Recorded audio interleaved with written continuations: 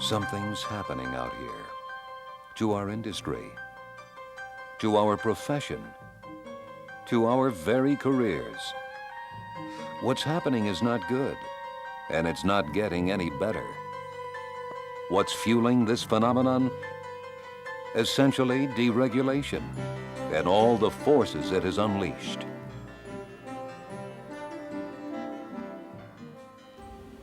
The dangers bred by deregulation are multiplying too fast to any longer be wished away. And a passive, reactive ALPA isn't going to be able to talk them away. What can be done? I believe the time has come for a strong new leadership at the controls. A leadership with whom our entire rank and file can join in order to recommit ourselves to both our profession and our future. Together, we can face the troubled times ahead and turn them into victory. It is with this commitment that I am seeking the presidency of the Airline Pilots Association this November. It is with this commitment that I ask for your support. And it is with this commitment that I say, this may be the single most important election in ALPA's long, proud history. I call my candidacy a commitment to victory. It begins with the realization that today's climate of unbridled deregulation is wreaking havoc with almost everything you and I have worked for. And it will take nothing less than our full commitment to victory to save our future. The majority of airline employees have experienced the havoc brought on by deregulation, especially since 1982, especially in the case of the pilots. I'm speaking here of the ugly rash of bankruptcies, strikes, mergers, forced concessions, and imposed B scales. Anyone whose career has not been seriously damaged by one of these disruptions can take little comfort, because the facts suggest you're likely to be next. That is why I call my candidacy a commitment to victory. Commitment because it will take nothing less from us to confront these issues head on. Victory because anything less will be too little. I don't say this lightly, nor do I say this simply in the abstract. I say it because I've lived it. I've lived it as an MEC chairman for the last 34 tough but successful months. And I've lived it as an active line pilot during that same period. Allow me to share some of that experience with you, because it is this very experience that I offer you with my candidacy. I believe it demonstrates exactly what can be done when we have the courage and the vision to lock arms and link fortunes together. Several important things were accomplished during those critical 34 months. Accomplishments that I offer to you in support of my candidacy. Accomplishments founded on techniques which are directly applicable to the problems facing our union. First and foremost, I recognize the problems we faced as career-threatening problems, not merely headline-making issues. Thank you.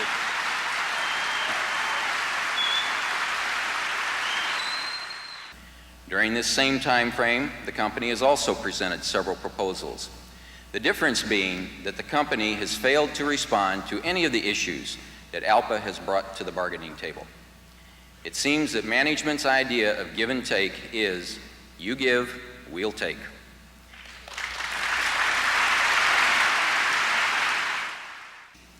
It is our job in the next few weeks, by our action and our unity, to convince management that we are equally determined. In today's highly volatile climate of deregulation, it's essential that we have a leadership that can discern the difference and take positive action. If management doubts our resolve on the important issues facing us in this contract negotiations, I suggest they count heads as we leave our respective meeting halls in the next few minutes. They will find us all present and accounted for, a determined force with which to be reckoned. Our unity is our strength. 5 simple words that should stay in the forefront of our minds in the coming days, because that attitude will be the key to our success in continuing dialogue with management. As incredible as it may seem, National ALPA had not accomplished this identification nor developed any solutions or techniques to deal with the severe challenges of deregulation even after the experiences at Braniff, Wien, and Continental. I found it necessary to build the team that successfully confronted our management and to fill this leadership crisis by recruiting personnel from my airline, other airlines, other unions, and other industries. We took aggressive collective action to keep the initiative in our court, not theirs.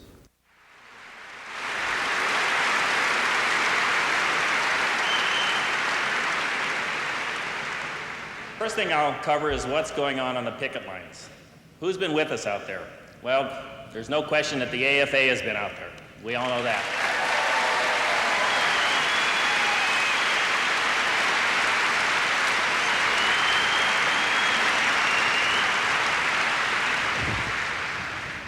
And even though their national leadership has not told them to honor the picket line, the IAM has been marching with us out there also.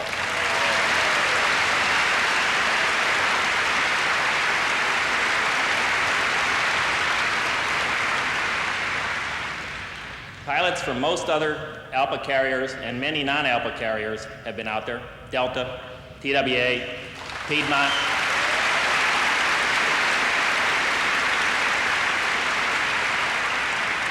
US Air, Frontier, Aspen, Old Continental, and over a score more.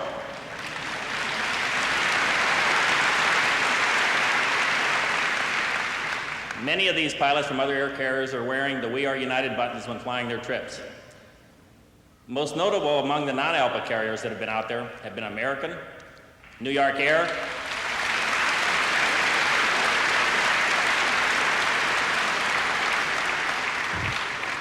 and Dick Ferris is going to love this one, People's Express.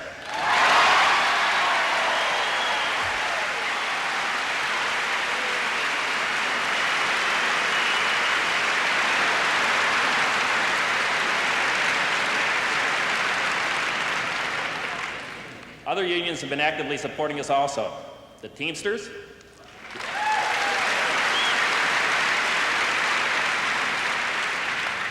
the Screen Actors Guild,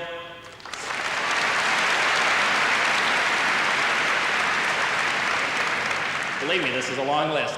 The Seafarers International, the Steelworkers, the Maritime Trades, the International Brotherhood of Electrical Workers, the Communication Workers of America, the Carpenters, the Plumbers, the Mine Workers, the Food and Commercial Workers, the Service Workers, the Baseball Players Association, and many, many other AFL-CIO groups.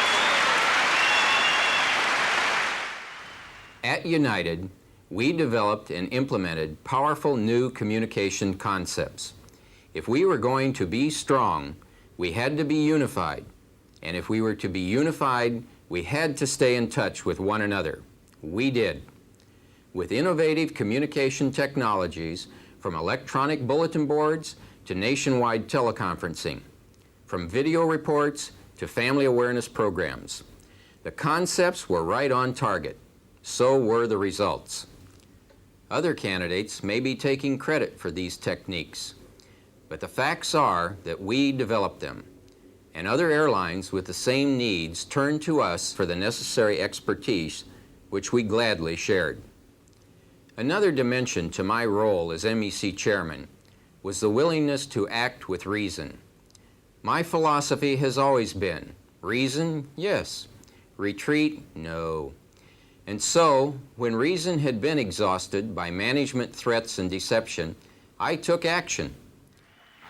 Ladies and gentlemen, we have been negotiating with the company through the hours. We have now come up on 1 minute past midnight.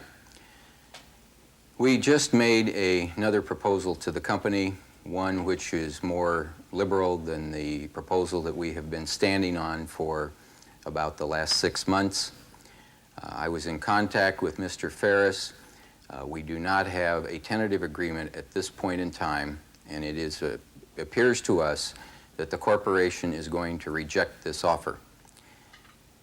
With this being the situation, the pilots of United Airlines are now on strike. I was proud to lead my fellow pilots in what became the only successful strike in the airline industry since deregulation. It was a dangerous time, which we met with a solid front. It was eyeball to eyeball, and as you know, the other guy blinked. This strike was over the company's efforts to destroy your union, and along with it, the pledges that were made by various company officials that the striking pilots would not return. Well, do you have something to celebrate tonight? You bet your bippy you do. You're all back at work, and your union survived.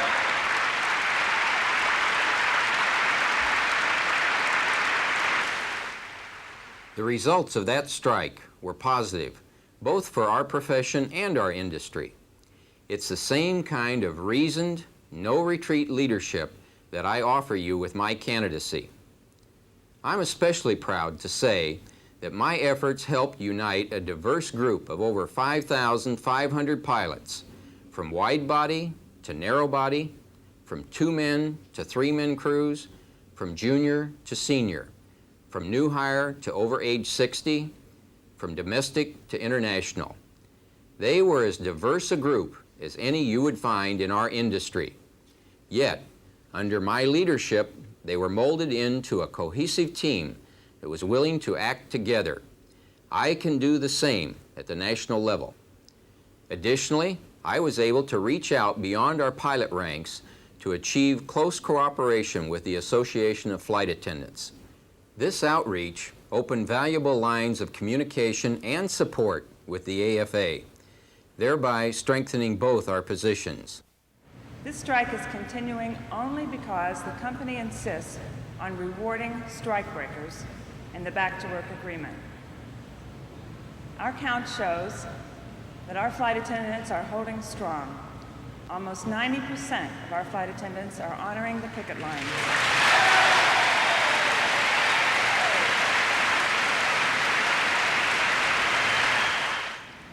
On the other hand, the flight attendants, I can't say enough about them. Their support was just magnificent.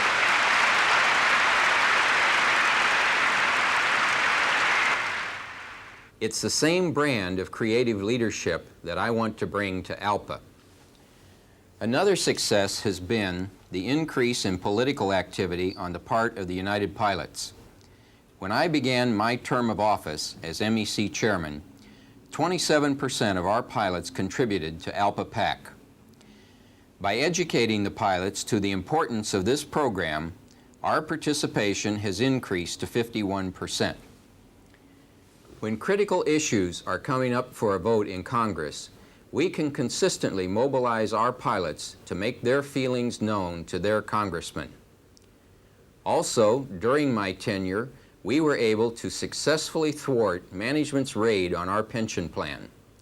Finally, I'm proud to say that we successfully merged 430 Pan Am pilots into our seniority list with full seniority and pay parity with their new United colleagues.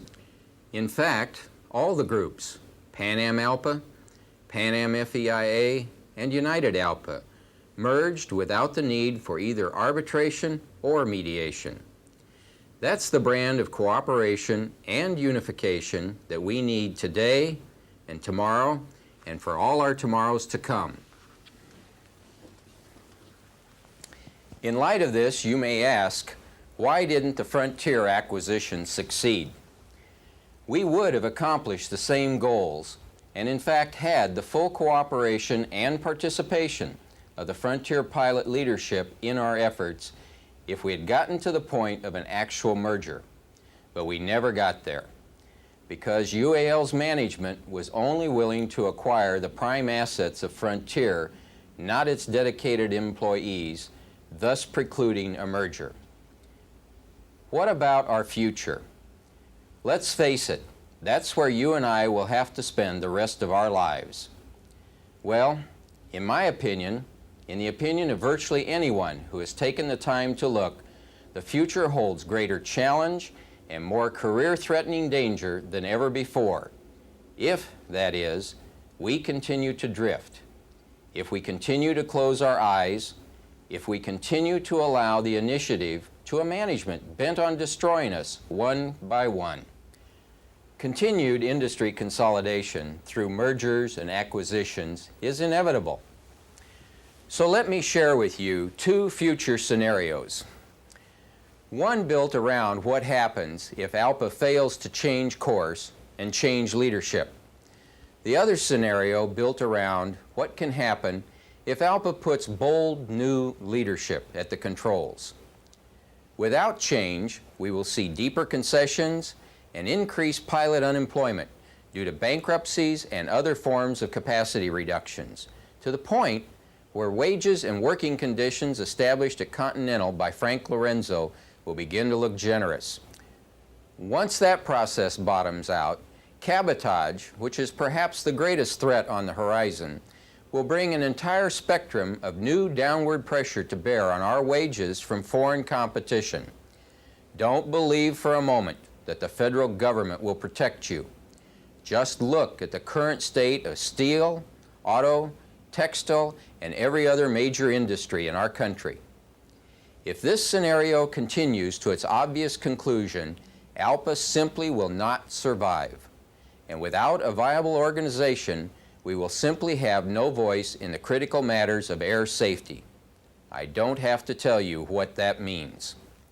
Now, let's consider a very different scenario. The consolidation of the airline companies has created an opportunity which must be greeted with a unified, stronger, and therefore more influential ALPA. We can accomplish this only by merging the pilot groups in a harmonious fashion. With a large and powerful pilot union on each property, we can then develop a national contract program, institute a national seniority list, and demand equal pay for equal work. I will conclude an alliance with other transportation unions to give us the ability to significantly influence and change the current laws and corporate excesses which are being used to destroy us. The fear of this assembled union power is the very reason that the ATA and the government are moving so rapidly today to destroy us. The time for studying problems with committees and commissions is long past. We've had enough of that. It's time for action. I will provide the leadership and initiative to implement that action. My record substantiates my ability to back up that pledge. It all comes down to this. ALPA has never faced a more critical election because you and I have never faced a more menacing time or more determined adversaries. I offer you a candidacy based on a commitment to victory, not to drift, not to passive reactionism. Victory. My offer to you today is the same brand of creative leadership and teamwork that marks my tenure as MEC chairman at United. A leadership based on recognizing the problems, building the team that prepares for every contingency, and unifying the rank and file with that team. The buck stops with the president, and that's where the teamwork should begin, on the 8th floor with the national officers. The national officers have the responsibility for ensuring that the teamwork philosophy permeates our entire organization. The time has come to seize the opportunity, not only for our industry and our profession, but for our careers as well. So I ask for your vote. I ask for your support. I ask for your involvement on the team. In return, I offer you an experienced brand of leadership, totally committed to victory. I've demonstrated it in the past. I've got it.